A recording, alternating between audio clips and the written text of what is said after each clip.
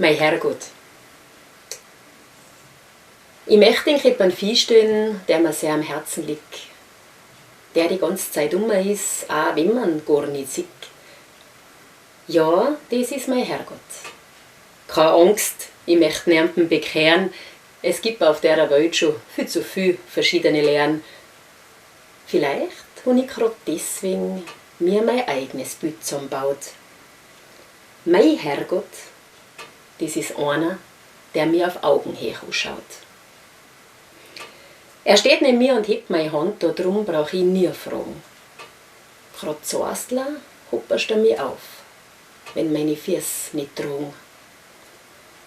Mein Herrgott braucht keine Kirche, keinen Glanz. Nein, das ist nicht seine Welt. Viel lieber ist er am Morgensonne, wenn's aufgeht, überm Feld. Viel lieber ist er am Vogelgesang, ein Rehm voll frischem Heu. Die Berg, das Meer, eine Kinderschar. Da findest du ihn sicher gleich. Er möchte auch nicht, dass ich mich fürchte. Er möchte, dass ich vertraue. Er will auch nicht, dass ich ihn anbete. Das weiß ich ganz genau. Mit meinem Herrgott kann ich reden.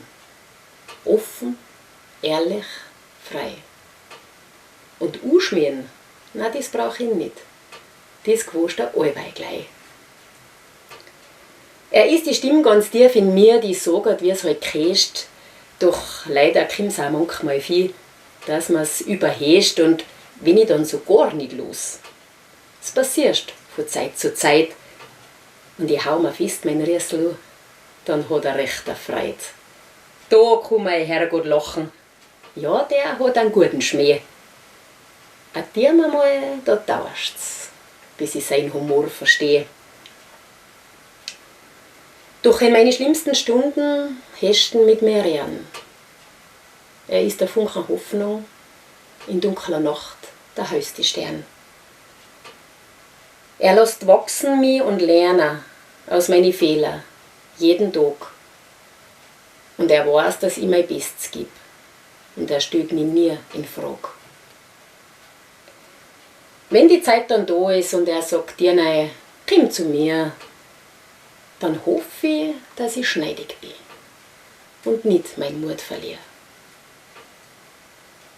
Ja, das ist mein Herrgott. Wir zwei sind der Weltpartie. Ich kann allweil auf ihn zählen und er zählt auf mich.